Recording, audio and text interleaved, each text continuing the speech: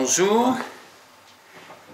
On me demande très souvent d'expliquer la différence entre compulsion et boulimie.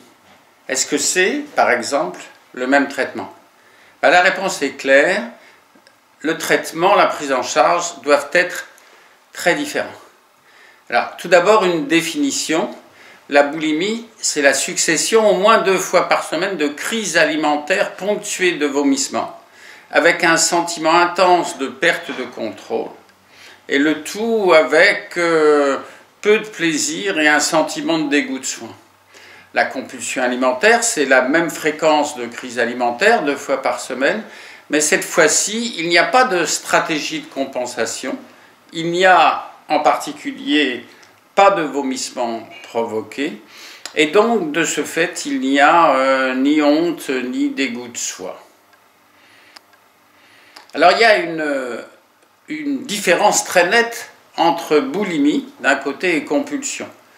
La plupart des malades boulimiques ont un poids normal. Beaucoup de malades compulsives non boulimiques ont un poids élevé ou souffrent même d'obésité. Dans la boulimie, il existe par ailleurs un sentiment très fort de perte de contrôle, je l'ai dit. Ça n'est pas le cas dans la compulsion alimentaire.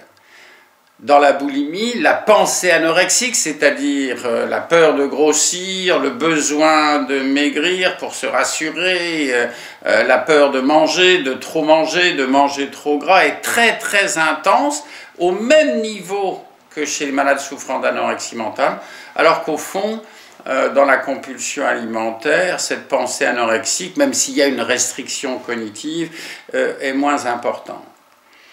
Une autre différence tout aussi fondamentale, c'est qu'il est absolument impossible pour une malade boulimique de garder cette crise qu'elle vient faire. Et c'est en cela que je dis que ces malades ont un contrôle absolu sur leur comportement, à la fois pendant les repas, en dehors des repas. En d'autres termes, elle vient de faire une crise, elle y a été obligée de façon compulsive, il faut qu'elle s'en débarrasse. A l'inverse, une malade qui souffre de compulsion alimentaire, elle, bien sûr, ça ne l'amuse pas d'avoir fait une crise, bien sûr, elle a peur de grossir un peu, mais au fond, quelque part dans sa tête, quelque chose comme « ça n'est pas si grave » se fait. Et donc, on voit bien la différence qu'il peut y avoir dans la prise en charge entre malade boulimique et malade compulsive à travers ça. Une dernière chose qui est très importante aussi, c'est comme la malade boulimique est en contrôle absolu, comme elle vient de faire une crise absolument épouvantable et qu'il est pour elle tout à fait hors de question de prendre du poids, eh bien, elle ne mange pas. La plupart des malades souffrant de boulimie, quand je dis la plupart, c'est au moins 2/3 des malades, ne font qu'un seul petit ou pas de repas du tout. Alors que très souvent, dans la compulsion alimentaire, les repas sont préservés, même si 15% des compulsifs ne prennent pas de petit déjeuner, comme d'ailleurs dans la population générale. Alors, ce sont toutes ces différences qui font la différence de prise en charge entre personnes souffrant de boulimie et personnes souffrant de compulsion.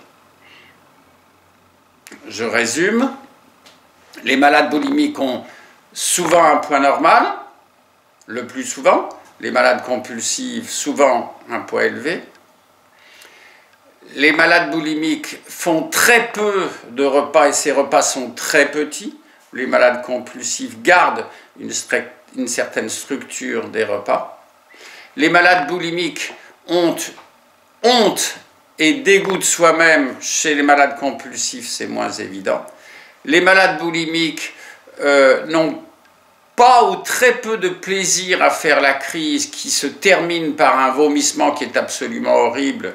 Une malade compulsive, au fond, elle a un certain plaisir à faire la crise et ça se termine, certes, dans un inconfort digestif, mais pas dans quelque chose d'horrible. Et enfin, je dirais que les malades boulimiques, même si elles pensent le contraire, sont en contrôle absolu de leur poids, de leur alimentation, de leur repas, de leur crise, de leur activité physique, alors qu'au contraire, les malades compulsifs sont plus souvent, ou le plus souvent, dans une certaine forme de laisser-aller. Alors qu'est-ce que je dirais? Je dirais que la prise en charge initiale doit être différente. Chez les malades boulimiques, il va falloir les inciter à ne pas perdre de poids, il va falloir les inciter à mettre en place des repas, l'un après l'autre, au besoin. Petit déjeuner, c'est le plus facile, déjeuner, c'est pas si commode, et dîner, c'est sûrement le plus difficile, parce que souvent les crises sont vespérales ou nocturnes. Donc il va falloir mettre en place de vrais repas avec 2 ou 3 phases à ces repas, entrée, plat, dessert, ou plat, dessert, ou entrée, plat, mais au minimum 2 phases avec du pain. Il va falloir aussi travailler sous une forme ou sous une autre sur cette idée de garder absolument le contrôle. En d'autres termes, il va falloir essayer de les faire lâcher prise. Et puis derrière, on va travailler enfin sur le dégoût de soi, la honte de soi, le manque d'estime de soi, le manque de confiance en soi, qui sont très importants. Chez la malade compulsif, on va, dans un premier temps, tenter avec elle une certaine forme de perte de poids. Je rappelle que au moins la moitié de ces malades sont en surpoids, tout en leur disant que ça n'est pas l'objectif principal, même si pour elles, au début, elles pensent que c'est un objectif essentiel. On va regarder les repas, la structure des repas, mais il y aura sûrement beaucoup moins de travail à faire que chez une malade boulimique, parce que dans l'ensemble, les repas sont assez maintenus, même si ce sont des repas restrictifs. On va conduire la malade petit à petit à augmenter son activité physique quand elle est compulsive, alors que en général, quand elle est boulimique, on va plutôt s'attacher à réduire l'hyperactivité physique qui touche un tiers des malades.